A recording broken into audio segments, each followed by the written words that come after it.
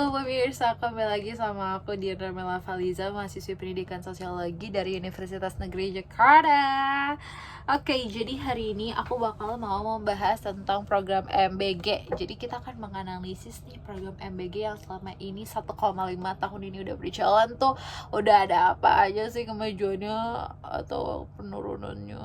Oke, but kenapa aku ngambil pembahasan ini MBG karena lagi booming banget guys. Kemarin tuh baru banget kan ada demo. Bentar. Aduh.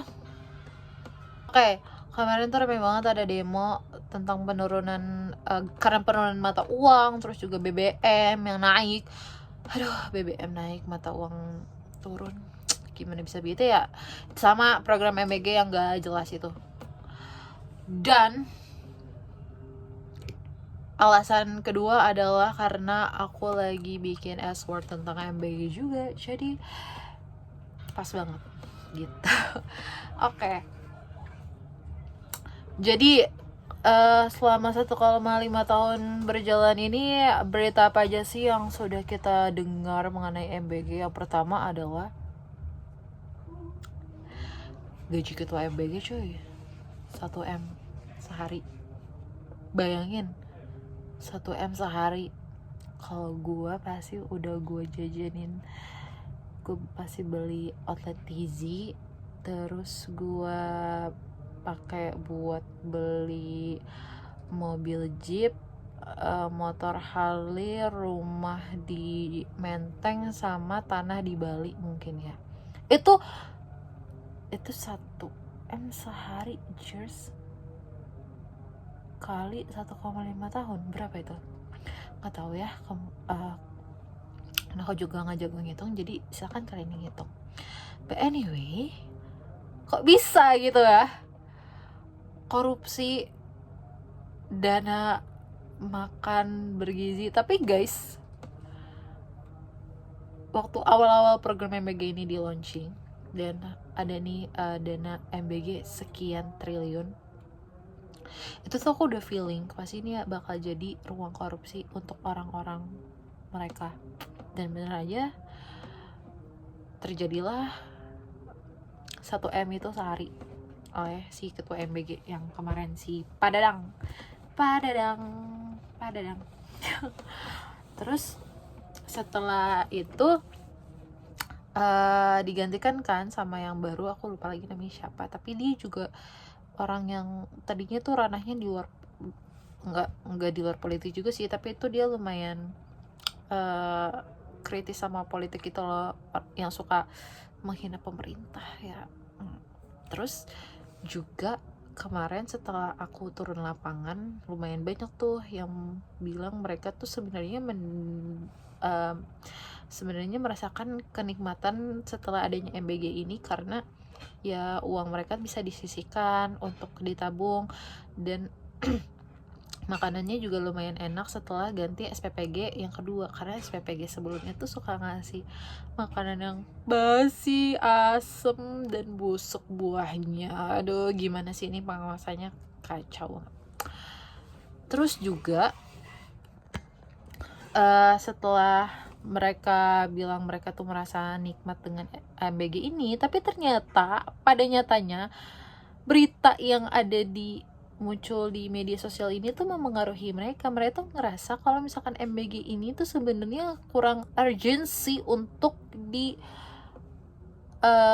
gunakan uangnya gitu untuk ke MBG, karena memang kan dananya ini tuh gede banget ya, harusnya tuh bisa dialokasikan ke pendidikan, ke kesehatan, dan lain sebagainya. Lebih urgency lah gitu, jangan MBG, karena dilihat dari pengawasan jejak kurang, terus juga pemerataan dan pemerataan untuk targetnya juga nggak sesuai gitu.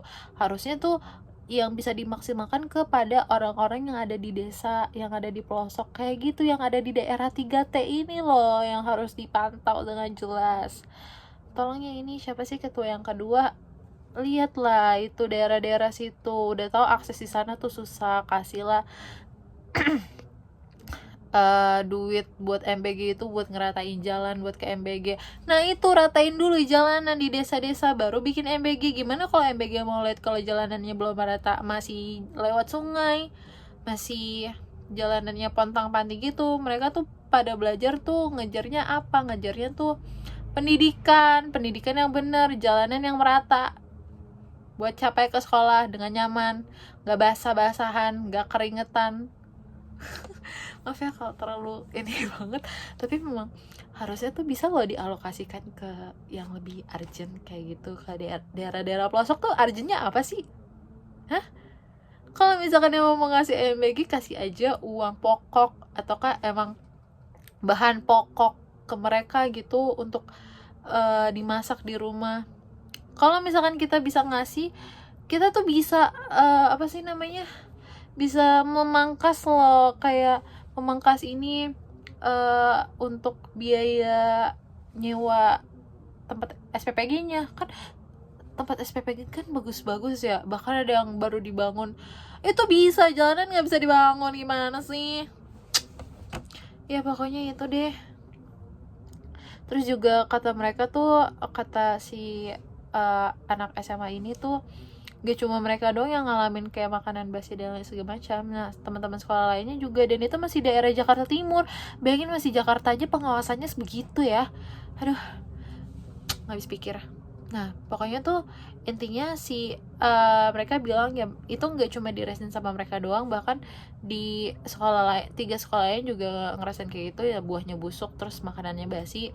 Tapi untuk di sekolah yang aku peneliti ini, dia setelah SPPG-nya ganti dan pengawasannya lebih bagus tuh lumayan baik yang makan. Karena kenapa? Even though mereka pernah sekali ngasih makanan yang emang udah ada basi, sekolahnya tegas. Nah selain pemerintah yang harus tegas, sekolah juga harus tegas. Jangan kalau makanannya basi tetap dikirimin ke anak-anak. Ganti SPPG-nya lah, laporin, harus tegas, harus ngawasin minimal seminggu sekali. Terus lumayan baik yang makan. Terus juga walaupun pernah basi sekali, nah SPPG-nya itu bertanggung jawab kasih complimentary, itu apa, cemilan gitu aja. Anak-anak juga seneng. Waktu pas puasa juga jangan kasih lele yang belum digoreng, udah sampai rumah udah busuk. Kasih cemilan aja, kasih cemilan yang emang ringan dan bisa dipakai sebagai takjil untuk pembuka puasa gitu. Ya lebih better sih nggak usah ada MBG segala ya, karena emang targetnya juga nggak sesuai dikasih. Tadi buat apa? Buat stunting, untuk meminimalisir stunting. Tapi yang dikasih malah anak-anak SMA. Ya bagus sih emang buat anak-anak sekolah, bagus emang buat kognitif mereka buat lebih baik. Tapi kan lebih banyak alternatif dibanding harus makanan. Kalaupun emang makanan, kasih aja itu bahan pokok ke orang tuanya, atau kasihlah vitamin omega 3 dan lain sebagainya untuk mereka gitu. Terus apa lagi ya yang saya dapat dari lapangan? Food waste tuh banyak banget, karena menunya juga nggak sesuai sama apa yang anak-anak suka, jadi banyak yang kebuang. Dan bahkan ada alumni dari SMA itu ke sekolah buat minta makan MBG dan masih banyak. Food waste apa coba bayangin itu kalau food waste bisa dialihkan menjadi pupuk buat di sekolah, itu baru bener. Ini enggak, anjir. Maaf banget ngomong kotor. Aduh, malas dikat lagi. Yaudah, maaf ya pak, maaf ya penonton. Pokoknya menurut saya ya alokasiin lah itu si berapa ratus teh sih. Aku aja udah lupa itu berapa ratus teh saking pusingnya. Alokasi ke pendidikan. Banyak nih yang udah masuk kedokteran, masuk ke hukum kayak gitu-gitu nggak jadi gara-gara nggak ada dana rumah sakit. Bahkan temen aku yang mau nggak usah bawa itu deh mau ke rumah sakit aja tuh harus pakai BPJS. Orang tua yang nggak punya BPJS bagaimana? Kasian, kasihlah dana lebih urgensi. Orang yang sakit udah mau sekarat, kan lebih bagus kalau kasih ke situ, bantu rumah sakit gigi buat bantu mengurangi gigi bolong kayak saya. pakai dana alokasi ke situ. Segitu aja dari saya. Terima kasih banyak. Love you, love you, love you.